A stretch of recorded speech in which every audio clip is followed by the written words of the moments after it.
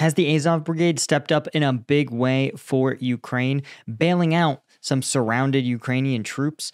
And is it a sign that Russia and its offensive might just be failing? I'm Paul, U.S. Army combat veteran. Let's talk about it. So this is, again, one of those bright spots in the East when we've seen Ukraine really being reluctant to counterattack. And obviously we know why. It's because they want their forces diverted primarily to holding and expanding their Kursk territory. But in the last 24 hours, we've seen an unusual development here.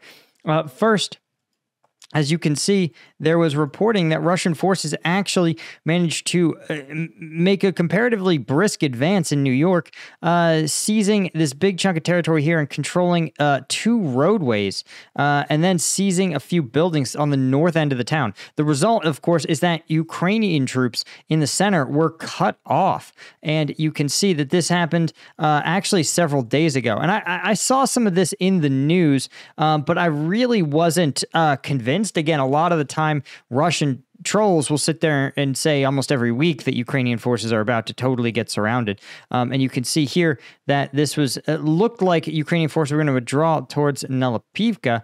And then instead, you ended up in a situation, again, sometime around the 20th of October, where the Ukrainian forces were stuck in this pocket. And Ukraine, of course, in turn, while these forces held out the fight, again, this is not... there is no good being surrounded, but if you're going to be surrounded, this is a pretty good situation, right? These are 2 narrow bands that Russian forces control. And you can see these troops were held out until, of course, the Azov Brigade managed to arrive and stage an attack, breaking through in Nelipivka and liberating these troops who were beleaguered up until this point in New York. Now, we could see here that, again, zooming in, here we could see that they have reportedly taken a portion of New York, and this, of course, right now does not even update the surrounded Ukrainian troops or the newly seized terrain. But the story remains the same. Azov Brigade retaking part of the town. And I think in general, Ukraine has made clear that they would vastly prefer to not go on the offensive. This is a war where the person on offense fares worse, period, full stop. So they try not to be on the offensive. And when they are, it's usually in a localized way with a highly specific and achievable objective. In this case, breaking the Russian encirclement of these troops in New York. So they've done so, pushing the Russians back from Nelipivka. You can see here in Toretsk, we've seen in general that Russian forces have been working tirelessly to take Toretsk, but they have been doing so for months and aren't really much closer to seizing the town. You can see Toretsk here. They've got some of the outlying villages, but central Toretsk remains fairly clear. The other area I think is significant and is worth talking about is it's not just Toretsk where the Russian forces have really begun to kind of not look so high. You can see here is Pokrovsk, what Putin has deemed its key objective. And as we back up through time, you can see that really Russian forces, yeah, they were closing in around the 20th, but starting, I'd say about last week, you can see that Russian progress actually getting closer to Pokrovsk has largely stalled. You can see here that basically the last time we see Russian forces actually get meaningfully closer. Here we go. We're moving through time. Looks like about the 28th. So you can see on the 28th, since then, Russian forces getting pushed back from Krasny Yar. Again, maybe sort of moving closer, but this is kind of moving parallel to Pokrovsk, not necessarily towards Pokrovsk proper. But you can see, other than that, Russian forces no closer to Pokrovsk than they were on the 28th. So a sign, again, I think these 2 signs indicate that Russian forces may not have the staying power in this offensive that they thought they might.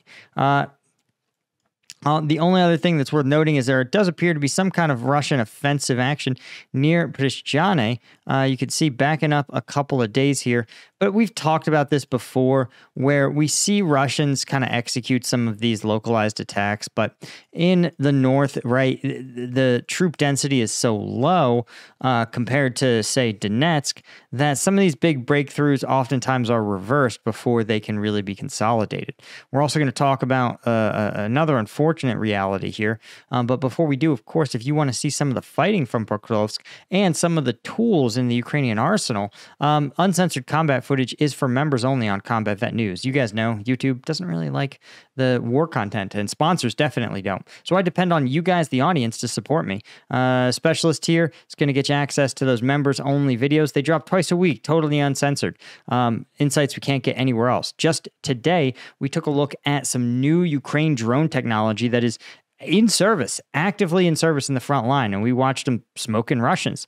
Of course, if you want the weekly Q&As and the shout-outs, you can get the lieutenant or even the colonel tier to further support the channel and keep me able to do this. As you guys know, there's no guarantees that your YouTubers are independent, as we saw with Tim Pool and Dave Rubin, actually taking a lot of money from the Kremlin. But me, I don't take money from anybody. I take money from you guys, even sponsors. Sponsors don't get to tell me what content I make, period, full stop. So,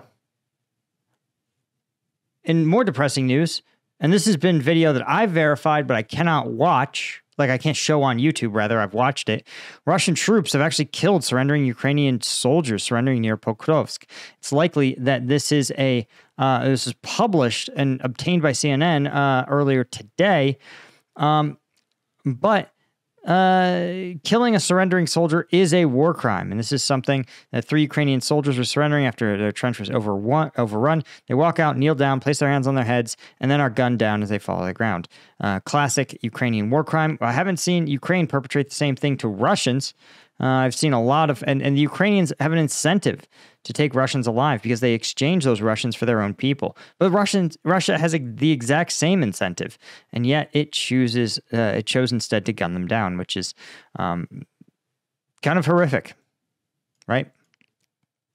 Of course, we could see why Pokrovsk increasingly looking like a stalemate, and Ukrainian forces, again, I think more and more being willing to dig their heels in and not lose Pokrovsk.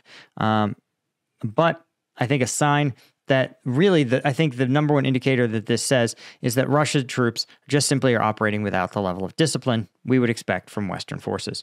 Anyway, guys, that's all I had. Huge thank you to the Colonel tier members like James Sterling, Steve Moran, Doug Beck, Alan Nitson, Bastian Himmeling, Yanko Georgiev, Dale McCombs, and James Ola. Thank you to all our Lieutenant tier members. Could not do this without you guys. You guys are the ones who really make the whole thing happen. And I will see you all in the next one. Cheers.